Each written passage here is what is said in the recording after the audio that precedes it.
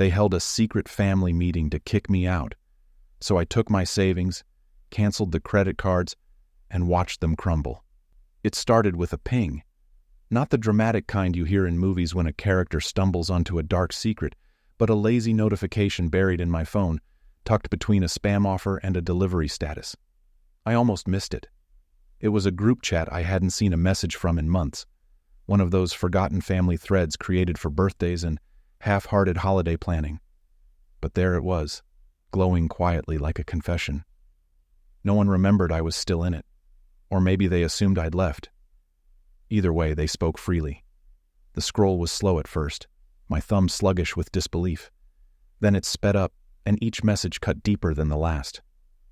Dead weight, that's what they are. Seriously, what do they even contribute? They just sit around all day. Let's cut them off before they drag us all down with them. Enough is enough. We have to talk to Mom and Dad, or do it without them. My name didn't come up directly, not at first, but the insinuations were loud. Every message tightened the noose. The final one made it plain. Let's have the meeting Thursday. Just us. No need for them to be there. We all know what needs to happen. The sting wasn't the words. They were awful, yes, but it was the certainty, the shared agreement. The way my siblings, cousins, even my uncle chimed in like they were finally shaking off some burden they had suffered for too long, a burden they believed was me. I read the thread twice, not to wallow, but to make sure I understood the scope. They weren't just talking about me behind my back. They were planning my removal, a coordinated exile, one that would leave me stripped of any voice, any say, any dignity. The irony?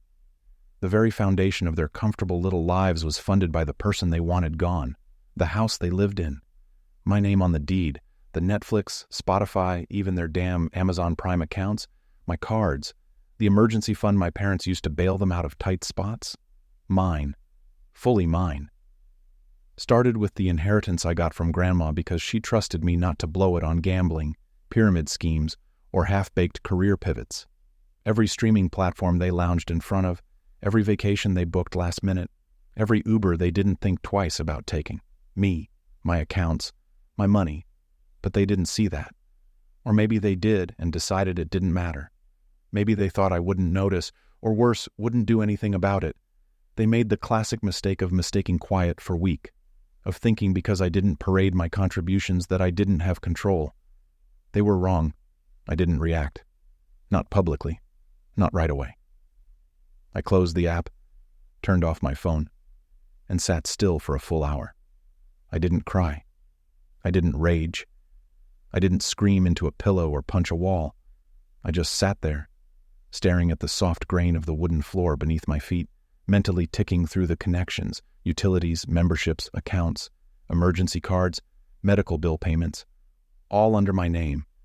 They thought they were the house, but I was the foundation. So I moved in silence. The first thing I did was take inventory. Not emotionally, logistically. Bank accounts, credit lines, shared cards. I created a spreadsheet labeling everything. Who had access to what, how much was at stake, and how many points of vulnerability I'd given out like candy over the years. Then I visited the bank. I didn't call, I didn't email. I walked in wearing my oldest jeans and a hoodie so threadbare it looked accidental. No one in that building knew me by face, just by numbers, and my numbers were good. Excellent, in fact. I'd never missed a payment, had investments growing in the background, quiet, steady streams that I never flaunted. I'd like to restructure my accounts, I told the advisor. Too many hands and too many pockets. She smiled, not knowing what that meant. She didn't need to. I moved everything, every cent. I locked the emergency fund into a private single-access account. I canceled the old cards and reissued them under my name only. Every automatic payment, every joint connection, disconnected, gone, frozen, stopped. Then I turned to the subscriptions. It was petty, deliciously petty. One by one I went down the list. Hulu? Gone. Spotify Premium Family Plan? Back to free tier ads and shuffle. Disney Plus? Sorry kids. Amazon Prime? No more 2-day shipping? Even the grocery delivery account my cousin used weekly? Deactivated. It took a single hour to undo years of their comfort. I didn't warn them. I didn't drop hints or tease it out. I flipped the switch and walked away from the console. Then I waited. It started with a text from my youngest sister. "Hey, did you cancel Netflix? It says the payment didn't go through." I ignored it. Then a group message from my brother. Different tone, less casual. "Okay, seriously, what's going on? Mom's card got declined at the pharmacy. She said it's the same account you handle. Are you okay?" I didn't reply. More messages followed, increasingly frantic. Venmo requests, calls I declined, emails marked urgent. Then the meeting happened. The secret family gathering they'd so smugly planned went ahead. They didn't know I was parked outside in my car, not watching the house, but monitoring the phone. The messages came in real time. They said, "You froze the joint account. Is that true? I can't pay my rent now. Why would you do this? Can we talk? Please, just talk." Their confidence turned to confusion. Confusion crumbled into desperation. What they hadn't realized was just how tightly their lives were tethered to mine. Every time they called me a freeloader, they failed to consider what would happen when the actual provider stepped back. I wasn't their burden. I was their damn infrastructure. I spent the weekend at a quiet Airbnb 3 hours away. No internet, no TV, just me, my laptop, and the echo of their unraveling playing out on my phone like a slow-motion car crash. I didn't even open half the messages. By Monday, my mother called. Not to apologize, not even to ask why, just to demand answers. "Is this your way of punishing us?" I didn't dignify that with a reply. I let the silence grow so loud she had to hang up first. Because this wasn't punishment. This was fulfillment. They wanted me out. They had their secret vote, their whisper circle consensus. So I left. But I didn't just leave the house. I took the walls with me, the floor, the roof, every unseen bolt and screw that held their lifestyle together. And now, as they scrambled to understand the new rules of survival, I did what they never thought I could. I stayed gone, calm, clear, done. Monday turned into Wednesday, and by then, they had started knocking. It began with a soft tap on my door around noon. I didn't answer, not because I wasn't home, but because I didn't owe them that. I had nothing to say that they deserved to hear. After years of quiet support, invisible maintenance, and unspoken generosity, they decided in one cowardly conversation that I was dead weight. So now they got the silence they had mistaken for compliance. I stood behind the door, coffee mug in hand, listening as footsteps shuffled away. No apology, no admission, just retreat. That evening, I checked my messages, not to engage but to study the fallout. The family chat, one they didn't think I still had access to, was in chaos. The tone had changed. Gone were the accusations and smug conclusions. Now it was confusion and blame. Whose idea was it to have the meeting without them? Did anyone talk to them?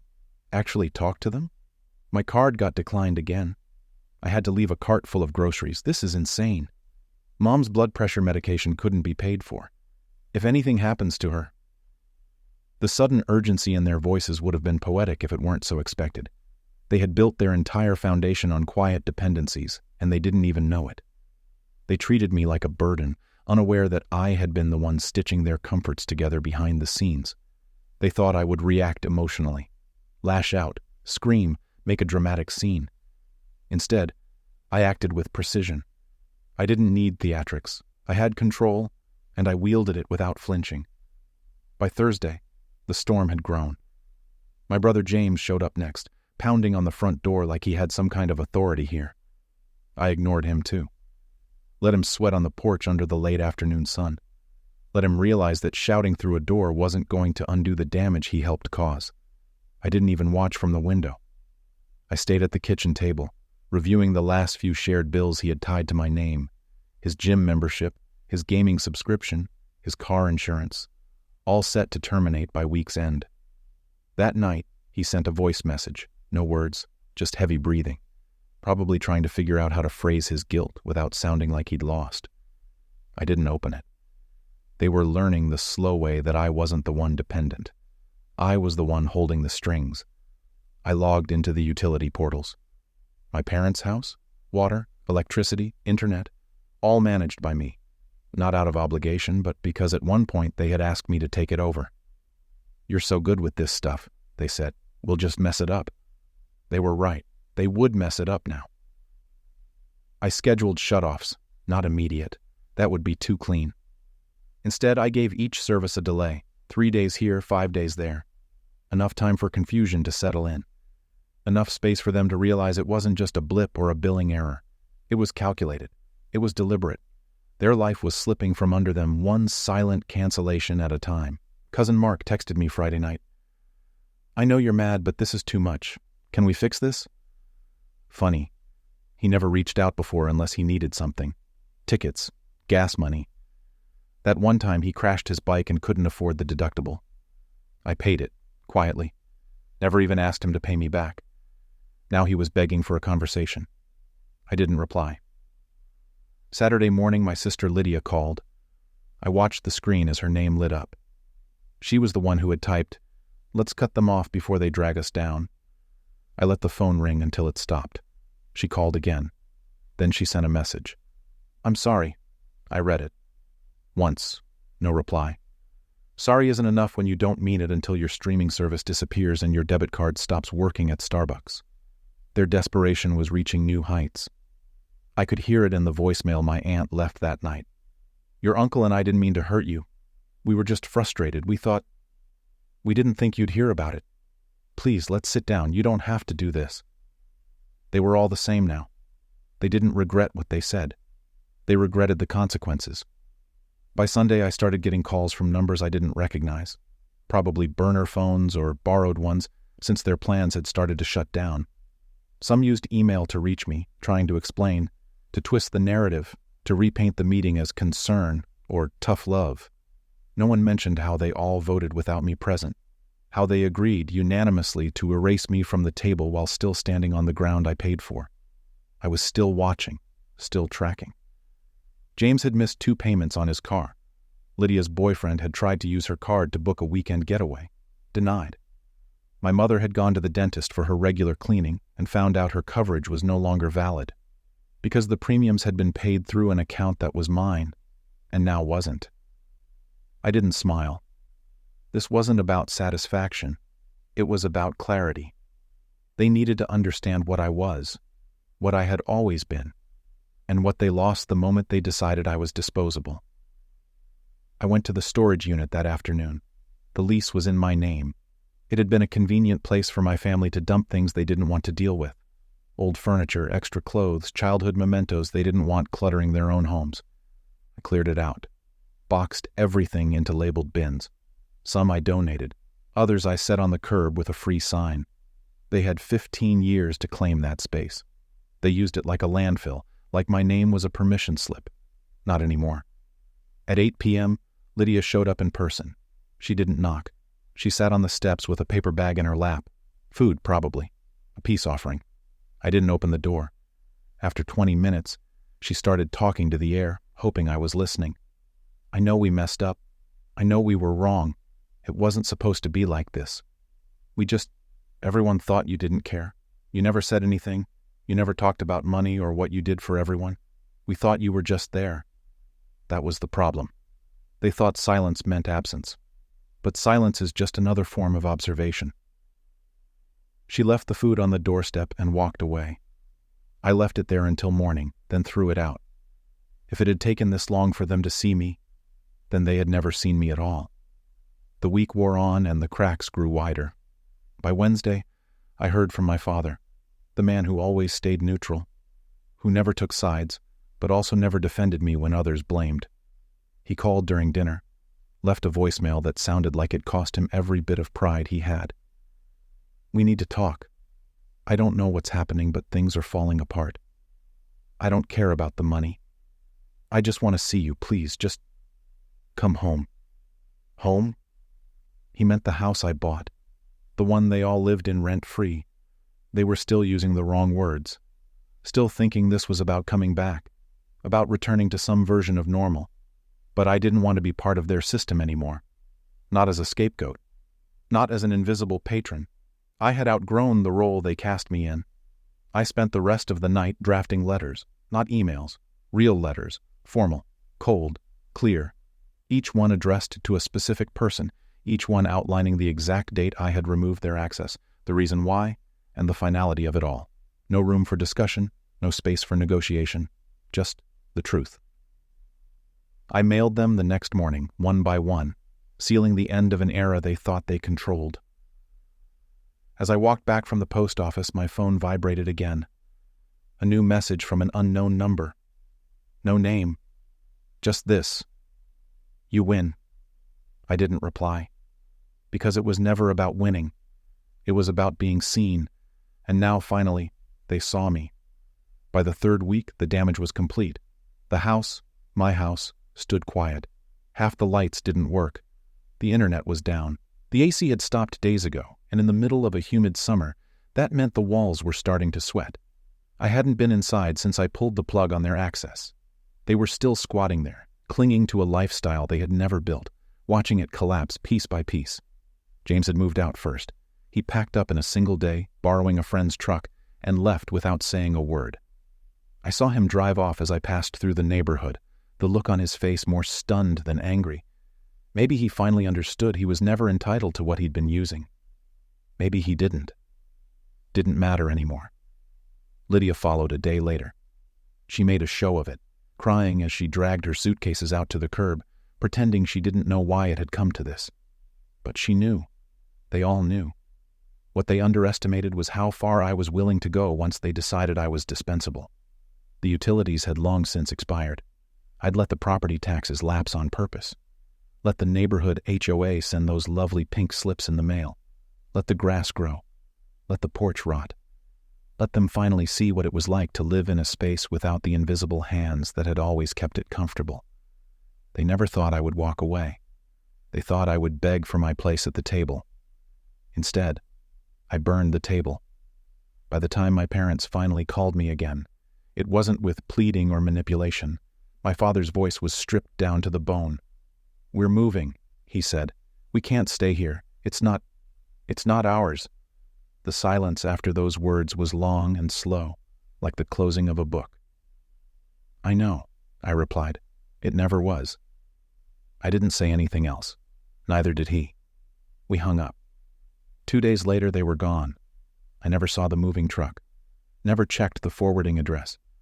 They slipped out the way they had tried to erase me, quietly, like I was something to avoid. But I wasn't angry anymore. I wasn't even bitter. I had spent weeks watching them flail, scream, deny, and then finally break under the weight of their own self-deception. They had looked at me like a leech when I was the one feeding their entire system.